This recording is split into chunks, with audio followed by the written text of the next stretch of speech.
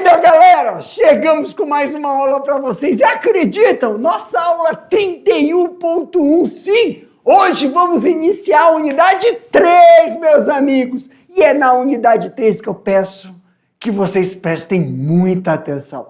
Temos aí assuntos bem pertinentes aos dias atuais. Professor, como é que vai ser a aula de hoje? Muito simples, pessoal. Como vamos iniciar a unidade 3, hoje nós vamos primeiro apresentar todos os objetos do conhecimento e depois vamos iniciar o objeto de conhecimento. Hoje vamos falar sobre DNA, material recombinante, tudo bem? Meu diretor, na tela. Olha aí, pessoal, aula 31.1, unidade 3, Don't Believe in. Chegamos nela, galera! A unidade 3. Professor Jefferson, oi! Na unidade 3, nós vamos falar sobre o quê? Pessoal, na unidade 3, nós vamos falar sobre o estudo do DNA, reprodução, gametogênese, fecundação, reprodução humana. Também vamos falar sobre infecções sexualmente transmissíveis e métodos contraceptivos. Depois vamos dar aí, uma volta sobre o desenvolvimento embrionário 1 e 2, histologia animal. Na histologia animal nós teremos tecido epitelial, tecido conjuntivo 1, 2 e 3. Depois nós vamos falar sobre tecido muscular, tecido nervoso e células-tronco. Para mim, meu diretor. Galerinha, vamos aqui. Esses são os objetos do conhecimento que nós vamos perpassar na unidade 3. Mas hoje, a aula de hoje, o primeiro objeto do conhecimento que iremos falar na aula 31 é estudo do DNA, ácido desoxirribonucleico. Mas como é uma aula, primeira aula, 31.1 da unidade 3, vamos retratar de forma ampla, básica, tá bom? Sobre o genoma humano, DNA recombinante e transgênico e biotecnologia. Vamos entender direitinho o que é, qual a importância e o interesse desse assunto nos dias atuais. Vai anotando tudinho aí no caderno, que assim que eu finalizar, a gente vai ter atividades, tá bom? Vai lá, meu diretor, na tela. Genoma humano. Professor, o que é esse negócio do genoma humano? Pessoal, genoma humano é o código genético de um ser vivo. Logo, ele vai ter uma sequência de desoxirribonucleico, um ácido desoxirribonucleico, que possui todas as informações hereditárias do aquele organismo. Meu diretor, para mim, pessoal, genoma humano. Quando a gente fala o termo genoma humano, a gente sempre vê isso aqui na internet, nos livros, código genético do ser vivo. Tudo bem que a palavra aqui está genoma humano, mas vamos aqui, genoma, esquece a palavra humano. Se você ouvir falar genoma, então aí sim é o código genético dos seres vivos. Só que quando falo humano, é nosso. O Homo sapiens. Mas o genoma, ele pode ser tanto humano, animal ou vegetal. Quando você fala genoma, é um conjunto de material genético aonde estão as informações hereditárias. Look, aqui tem uma representação do nosso genoma. Como assim, professor? Um minuto, pessoal. Desculpa. Como assim, professor? Aqui, pessoal, são os 46 cromossomos. Depois a gente vai olhar a estrutura dele mais, né? Vamos aprofundar. Mas esse representa nós. Todos nós. Cada um de vocês tem esse genoma. Ei, professor, e ele é coloridinho assim? Não. O que significa essas cores? São luciferinas. É uma forma. Isso aqui nós chamamos de cariótipo.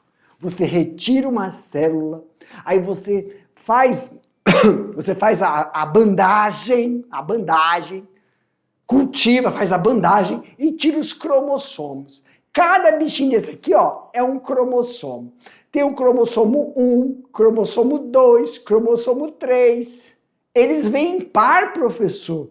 Em par. Por quê, professor? Porque um cromossomo desse aqui, ó, do 1, veio do pai. E esse outro veio da mãe. Então, nós somos formados pela metade do cromossomo do meu pai com a metade do cromossomo da minha mãe. E aí nós temos os 46. Então, são 23 cromossomos do papai, que veio no espermatozoide dele, 23 cromossomos da mamãe, que veio do ovócito, e se fundem, dando a origem ao novo ser. E a gente fala de genoma por quê? Porque tem todas as informações para o desenvolvimento estrutural, morfofisiológico de um indivíduo. Só que você tem que pensar uma coisa. Todas as informações morfofisiológicas para o desenvolvimento estrutural também está embutido nessas moléculas que nós chamamos de DNA. Moléculas, não é uma. Moléculas de DNA. Um processo seletivo que veio lá de trás, e se está aqui hoje, significa que passou por um processo de seleção. Tem o quê? Informações não só estruturais, mas informações comportamentais. E a gente chama isso de hereditariedade. O que é hereditariedade? São todas as informações que o indivíduo adquiriu durante seu desenvolvimento e passou para os seus descendentes. Então você aí hoje tem informações que foram selecionadas do seu pai, do seu avô, do seu bisavô, do seu tataravô, e elas podem estar sendo expressas ou não. Isso é hereditariedade. Só tem uma coisa, nós temos que entender depois que hereditariedade é uma coisa, herdabilidade é outra coisa. E tanto a hereditariedade quanto a herdabilidade vai depender dos fatores de dominância e recessividade entre as interações gênicas dos cromossomos, que formam um genoma. Eita, que são muitas informações! Professor, interações gênicas é porque esses cromossomos têm genes. Genes são formados por genes. Gene da cor do olho, gene de altura, gene que vai falar se você é careca ou não é careca. Então, cada cromossomo desse tem informações compartimentadas em genes. Então, os cromossomos têm genes, e aí cada cromossomo forma o genoma. Tudo bem até aí? Aumenta a tela, meu diretor. Isso inclui tanto genes com sequências codificadoras e genes com sequências que não são codificadoras. Para mim, meu diretor, professor, o que são sequências não codificadoras e sequências codificadoras? Nós vamos imergir nesse assunto. Mas, primeiramente, nossos genes... Deixa eu ver se tem uma figurinha meio aqui. Aê! Ó, aqui são os cromossomos. Aí o cromossomo, ele é enovelado. Imagina um novelo helicoidal. Helicoidal é tipo uma hélice. E esse cromossomo tem uma sequência de DNA. E essa sequência, ela é formada por exon, intron, exon, intron, exon, intron. Aumenta a tela aí, meu diretor. Deixa eu ver se tem uma... Não, aqui, ó. Aqui, ó. Essa sequência aqui, ó. Tá vendo isso aqui? Tá vendo isso aqui? Só esse pedacinho aqui, ó, é um gene, tem uma informação. Eu vou jogar ele para cá. Esse gene, só o gene, ele é formado por uma sequência que tem exon e intron. Exon e intron. Exon e intron. E cada exon e intron são formadas por letras. Adenina, timina, guanina e citosina. Igual essas aqui, ó. Igual isso aqui, ó. CCAGGCTAGTTTCG. Para mim, meu diretor. Então, meus queridos, presta atenção. Tá vendo esse gene aqui, esse gene? Ele é formado por uma sequência de exon, intron, exon, intron, exon, intron. Professor Jefferson, oi. O que são os exons? Exon. Exon são informações que seu pai recebeu do seu avô, ele expressa e transmite para você. Vamos lá de novo? Atenção. Exon e intron. Um gene, ele é formado por uma sequência de exon, intron, exon, intron, exon, intron. Os exons e os introns, seu pai recebe do seu avô e transmite para você. Exon, intron, seu pai recebe do seu avô e transmite para você. Qual é a diferença? Exon são informações que você recebe e expressa. Intron são informações que você recebe, mas você não expressa. Ou deixou de expressar. E vai para as regiões evolutivas. Tudo bem? É o que está escrito aqui. Professor Jefferson, oi. Dá um exemplo para mim. Isso tem alguma coisa a ver com dominância e recessividade? Não. Isso tem a ver com processos evolutivos. Quer ver uma coisa? Chega em casa e fala para a mamãe, mamãe, como era antigamente quando o nenê nascia? A mulher tinha a criança, nascia, mas ninguém podia o quê? Visitar. E botava uma correntinha vermelha, um laço vermelho. Só depois de 7 dias. Por quê? Porque antigamente as crianças nasciam de olho fechado. E levava mais ou menos 1 semana para abrir. E aí dizia a crença que ela era muito fraquinha e para não pegar... Como é que é, meu diretor? Quebrante! Para não pegar quebrante tinha que esperar os 7 dias. Pessoal, o processo evolutivo, para onde foi, professor? As crianças nasciam de olho fechado, depois de 7 dias elas abriam o olho. Hoje, as crianças nascem com o olho aberto, com cabelo. Para onde foi essa informação do olho ficar fechado? Foi uma informação que deixou de ser expressa. Exon. Exon, ex fora. Ou conteúdo.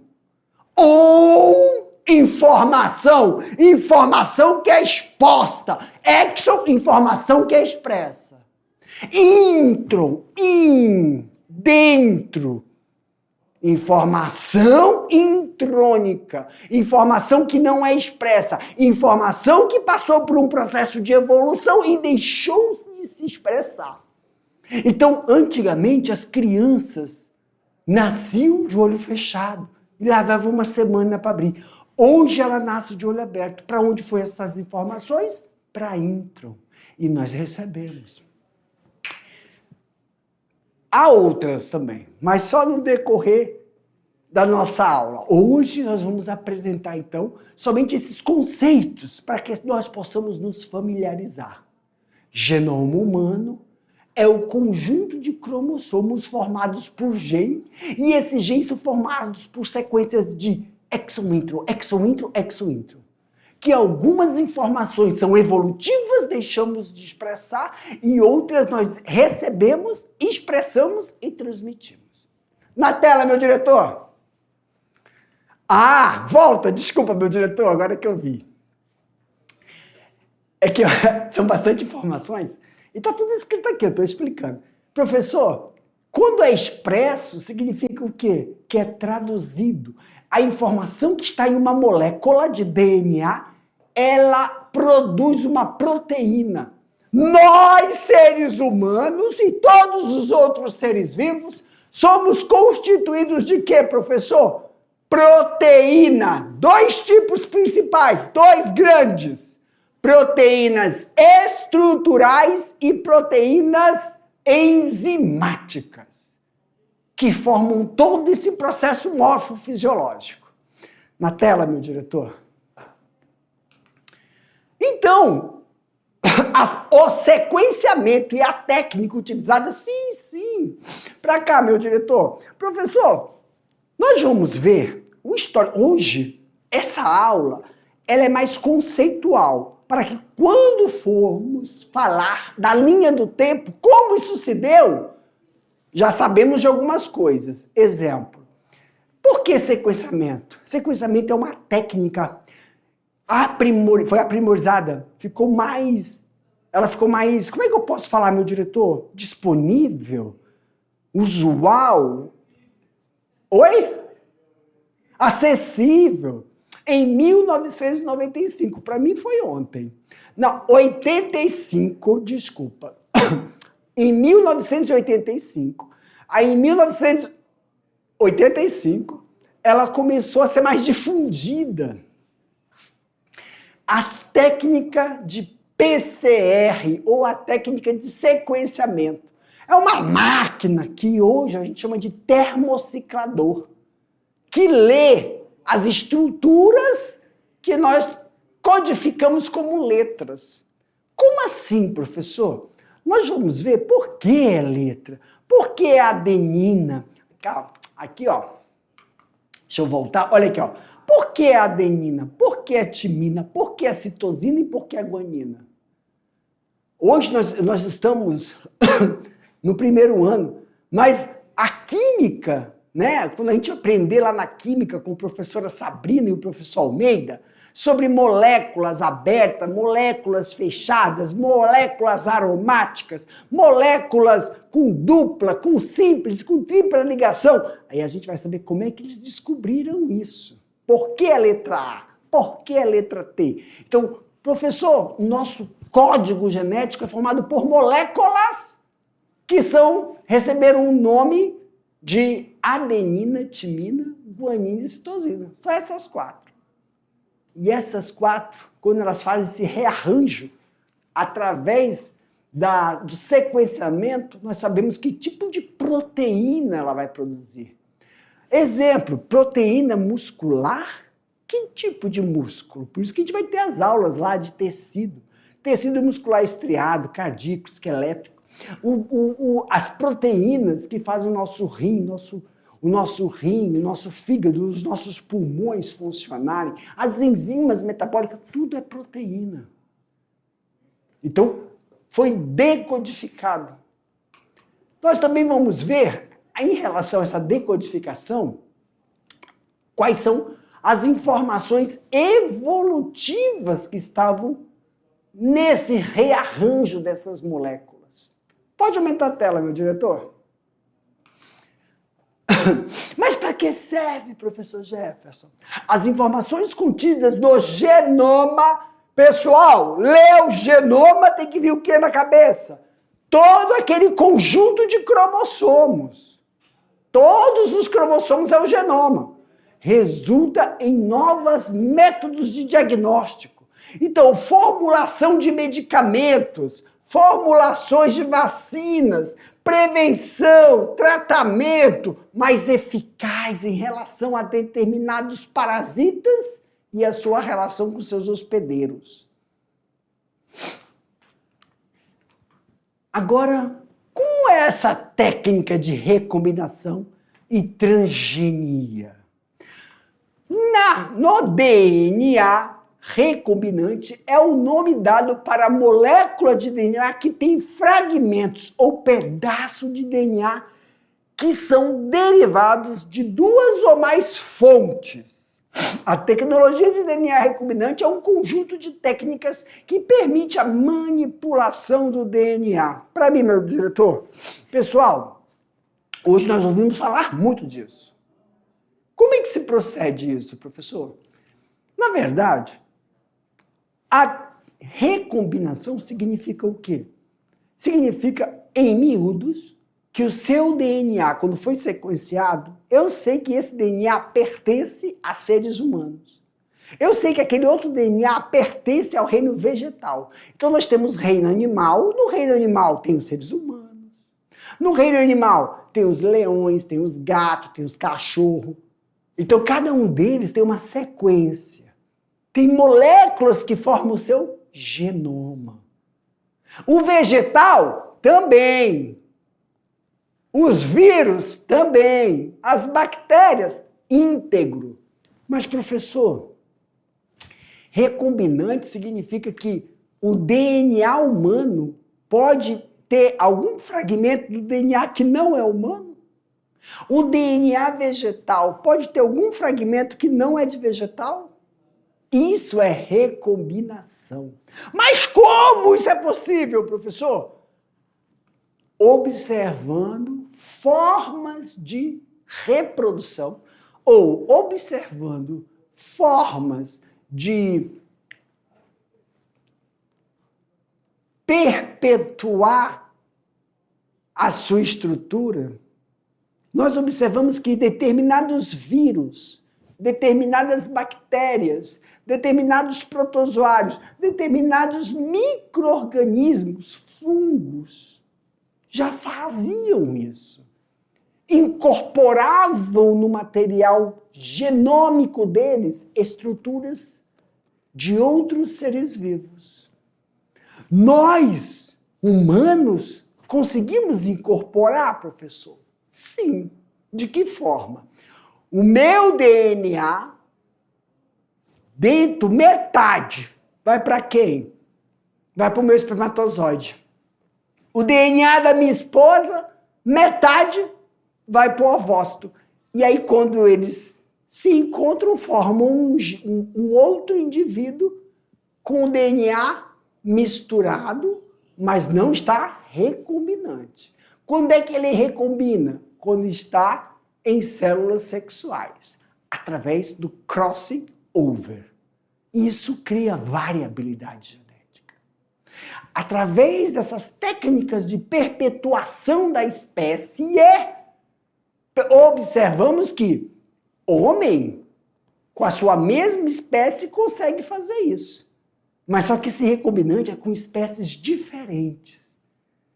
A palavra recombinante é a possibilidade de você misturar informações genéticas de uma espécie com outra espécie totalmente distinta. Isso é o que significa recombinante. Quando vamos lá, pessoal. Ai, Senhor, espero que entendam. Se eu tenho um asiático, e eu tenho... Me ajuda, meu diretor. Um asiático. E um indígena. Um asiático e um indígena. Um negroide e um indígena. E eles têm um filho. Isso é recombinação? Não. Isso é variabilidade genética. A mistura entre populações arianas, negroides, asiáticos e indígenas Quando tem essa mistura, é variabilidade genética. Por quê? O material genético é da mesma espécie. Agora, se for de espécie diferente, é recombinação. For example, them. Um exemplo. Professor, bactéria, vírus, podem trocar informação? Não, não é para trocar. Mas se fizer, isso é recombinação. Eu posso encontrar fragmentos de DNA de vírus, fragmentos de bactéria em um vegetal? Posso. Isso é recombinação. Eu posso encontrar fragmentos de DNA de outras espécies nos seres humanos? Se eu encontrar, isso é recombinação. Tem que ficar claro. Claro, hoje é uma aula introdutória, mas recombinação é uma coisa, transgenia é outra coisa, e variabilidade genética são 3 coisas diferentes. Eu sei que muitos devem estar falando aí, esse cara tá doido, recombinação e transgenia é semelhante. Não, porque uma delas não acontece de forma natural. Quando é manipulado, transgenia, transgênico. Quando acontece de forma natural, recombinação. E quando faz parte da mesma espécie, variabilidade genética. Aumenta a tela, meu diretor. Não, desculpa, meu diretor. Pessoal, desculpa, volta. Tem que prestar muita atenção nas nossas aulas para a gente poder deixar isso claro. Escreva, anota aí. Recombinação, transgenia e variabilidade genética. São coisas totalmente diferentes, porque o processo de como a coisa ocorre é diferente. Tudo bem? Vamos, do diretor. Agora aumenta a tela. Cada fragmento de DNA que foi clivado, professor, o que é clivado? Cortado, quebrado. Mas essa quebra foi uma quebra realizada com ações de enzimas e reações químicas específicas, em regiões específicas, aonde o material ou o gene é retirado. Então a gente chama de fragmento. Lembra-se que cada gene origina uma proteína, portanto, ao estudarmos o gene, estamos estudando a proteína que é codificada. Mas o que devemos fazer para estudar o gene? Devemos introduzir o material genético, DNA, de um hospedeiro para que recorra à transcrição do gene e em RNA para a proteína. Para mim, meu diretor, professor, como assim? Nós vamos entender nas nossas próximas aulas que hoje os trabalhos de recombinação ajudam em quê, professor Jefferson? Principalmente nos vegetais. Os vegetais hoje são mais tolerantes a quê? A seca. Por quê? Porque eles foram introduzidos nele um fragmento de gene que dá essa condição de ser mais tolerante à estiagem, a períodos longos sem água, e eles não sofrerem. Ou são tolerantes a determinados patógenos. Quer dizer que o patógeno pode até atacar ele, mas não prolifera com rapidez, dando tempo de dar uma intervenção medicamentosa.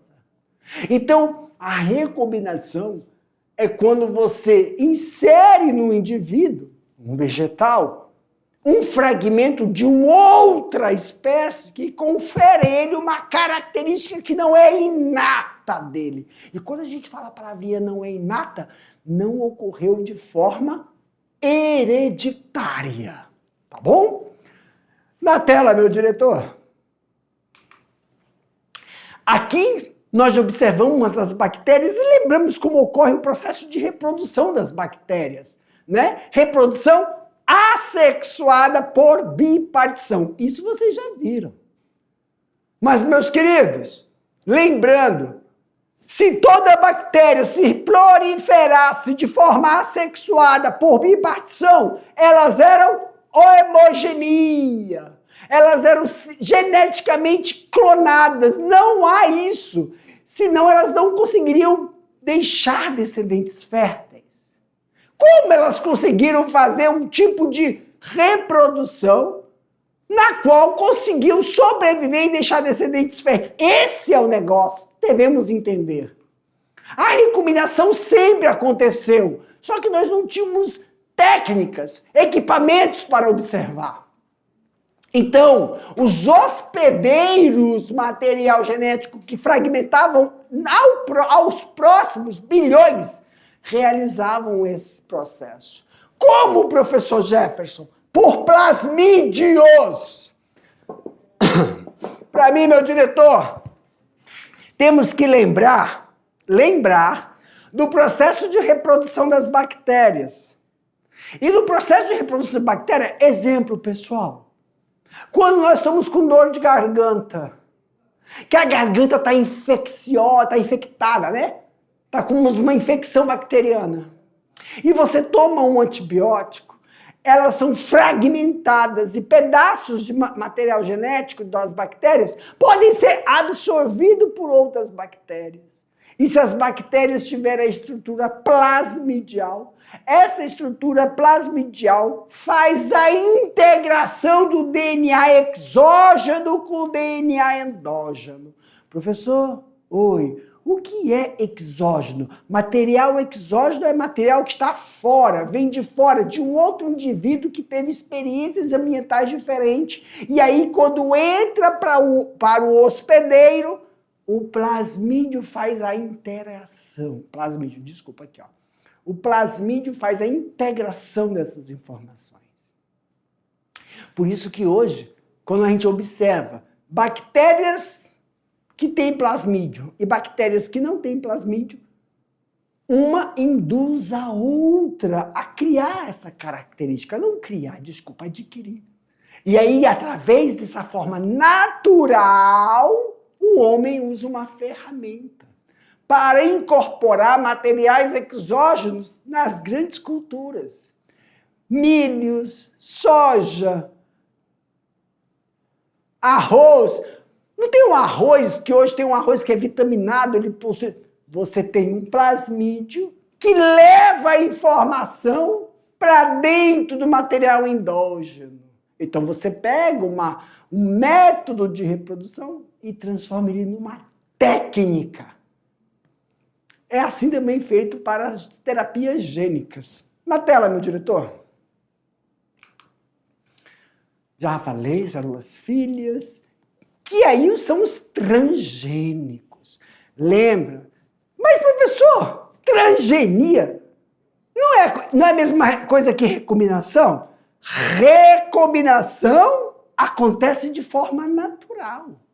A transgenia não. A transgenia, o ser humano leva duas espécies distintas ao laboratório, extrai o material de interesse e funde esse material.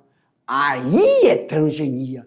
Não ocorre de forma natural. Ela é induzida, calculada, meticulosamente tem um objetivo.